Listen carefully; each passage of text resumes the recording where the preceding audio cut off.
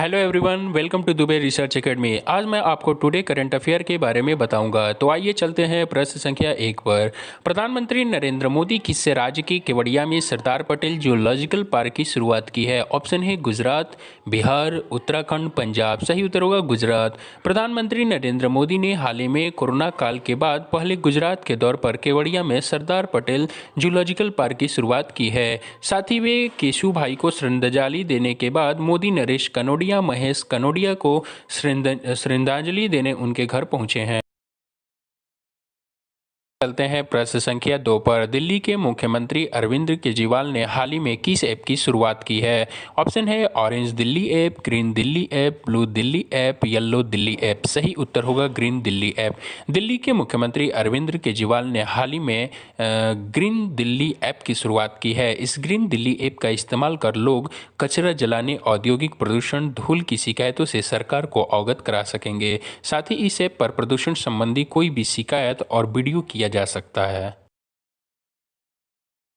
हैं प्रश्न संख्या 3 पर। हाल ही में किसने जूट के खेती और उत्पादन को बढ़ावा देने कल्याणकारी योजना की शुरुआत की है? ऑप्शन है नीति आयोग योजना आयोग, केंद्र सरकार, सुप्रीम कोर्ट। सही उत्तर होगा केंद्र सरकार।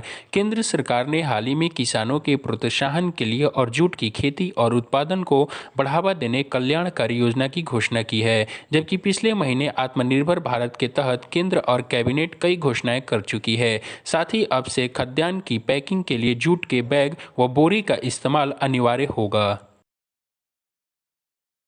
चलते हैं प्रश्न संख्या 4 पर। विश्व चैंपियन क्रिस्टियन कोलमैन पर डोपिंग नियंत्रण से जुटे 3 नियमों का उल्लंघन करने के लिए कितने वर्ष का प्रतिबंध लगाया गया है? ऑप्शन है 2 वर्ष, 4 वर्ष, 5 वर्ष, 6 वर्ष। सही उत्तर होगा 2 वर्ष। 24 वर्षीय अमेरिकी धावक विश्व चैंपियन क्रिस्टियन कोलमैन पर डोपिंग नियंत्रण से जुटे 3 नियमों का उल्लंघन करने के लिए 2 वर्ष का प्रतिबंध लगाया गया है। कोलमैन पर मई 2022 तक प्रतिबंध लगाया गया है और इस कारण वह अगले साल टोक्यो ओलंपिक खेलों में भाग नहीं ले पाएंगे। चलते हैं प्रश्न संख्या 5 पर। HIL यानी कि जो इंडिया लिमिटेड ने वित्त वर्ष 2020-21 की पहली 2 तिमाही में निर्यात में रिकॉर्ड कितने प्रतिशत वृद्धि हासिल की है? ऑप्शन है 20%, 35%, 55%, 65%। सही उत्तर होगा 65%। HIL लिमिटेड ने वित्त वर्ष 2020-21 की पहली 2 तिमाही में निर्यात में रिकॉर्ड 65% वृद्धि हासिल की है।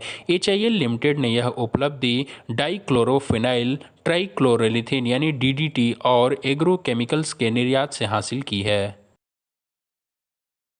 चलते हैं प्रश्न संख्या 6 पर। केंद्रीय मंत्रिमंडल ने विश्व बैंक और किसके बीच हुए वित्तीय सहायता प्राप्त बांध पुनर्वास और सुधार परियोजना के चरण 2 और चरण 3 को मंजूरी दे दी है?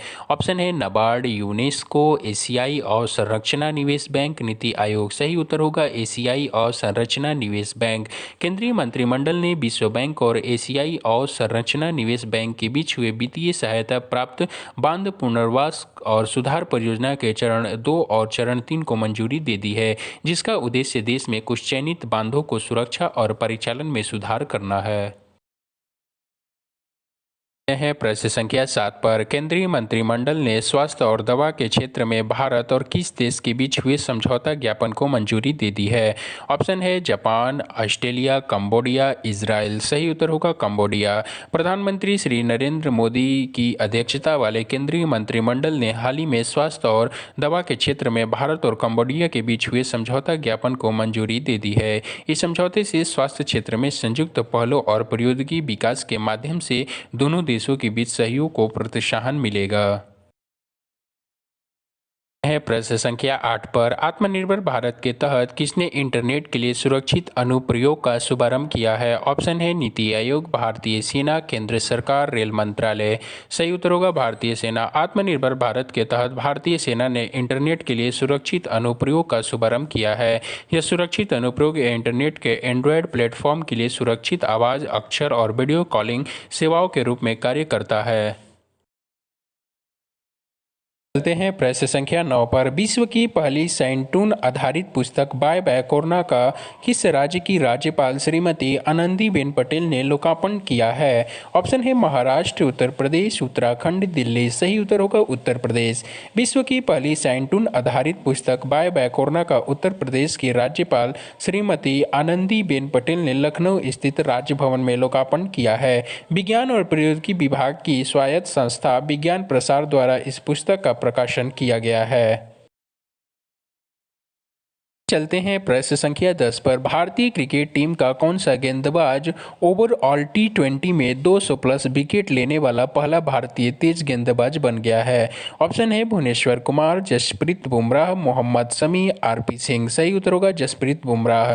भारतीय क्रिकेट टीम के तेज गेंदबाज जसप्रीत बुमराह ओवरऑल टी20 में 200 प्लस विकेट लेने वाले पहले भारतीय पेसर बन गए हैं। उन्होंने आईपीएल में बेंगलुरु के खिलाफ 3 विकेट लेकर यह रिकॉर्ड अपने नाम किया है। साथ ही बुमराह आईपीएल में 100 प्लस विकेट लेने वाले 16वें गेंदबाज हैं।